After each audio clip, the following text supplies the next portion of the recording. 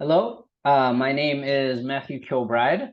My partner for this activity is Jue Li, group 3. And together we brainstorm these ideas, and I'm going to go ahead and go through our findings.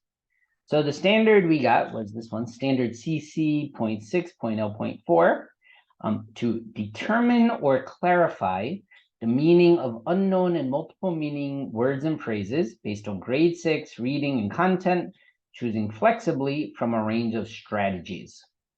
So looking at that standard, we concluded that the big idea was resolving reading comprehension issues with new vocabulary and concepts, right? So if you're given a text and you come across unfamiliar vocabulary, unfamiliar concepts, what strategies do you have to figure them out? So some of the contents and skills that we decided were important were the ability to use a dictionary, obviously, and the ability to use an encyclopedia, whether, hardcover or online. Another important skill was the use of context to determine meanings. You can look at a sentence and use the context of the sentence to try to figure it out. And also the use of prefixes, suffixes, root words. You can use all those things to determine what new vocabulary could possibly mean. So going on to certain projects that we could have for these student activities. One would be a reading comprehension task with intentionally new vocabulary that students must define. So you give the students a certain passage with words that they'll be unfamiliar with, and then the students have the opportunity to define them, and they could define them using the skills we discussed, whether it's through a dictionary, through an encyclopedia, using context, and they tell you what context clues they found, or using prefixes, suffix, roots of words. So I use this prefix to determine that the word might mean this, right? That kind of thing. So that sort of reading comprehension activity could be a good assessment, a good activity. Another possible activity is an M&M activity for different homonyms. And you can see we have a link here to that kind of M&M activity.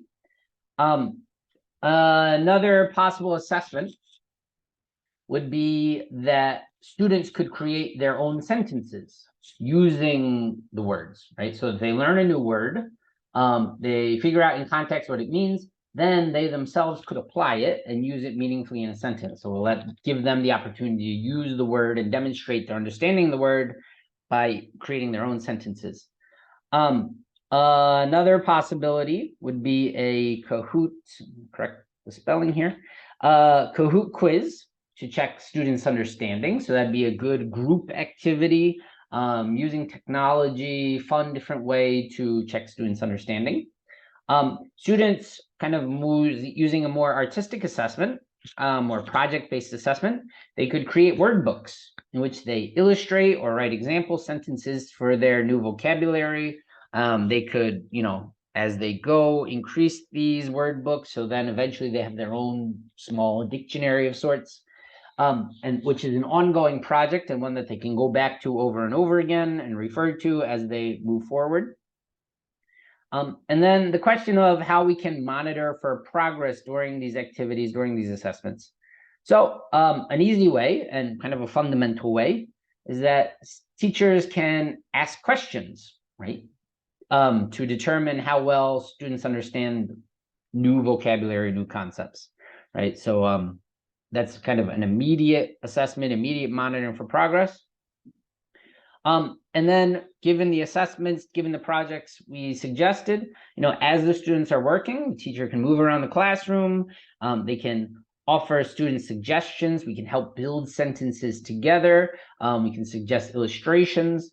So whether students are creating their own sentences, whether they're creating a word book, whether they're doing a Kahoot quiz, the teacher can judge, how well students are adjusting. And if it seems like they're having trouble, well, the teacher can give them suggestions, give them hints along the way. And that's a way to both monitor progress as well as to push progress forward. So yeah, that's what we came up with for this standard, and how we thought the big idea was, what content and skills are important, possible projects, activities, how we'll assess, and how we can monitor for progress as we're going along. So thank you for watching, and yeah, thank you very much.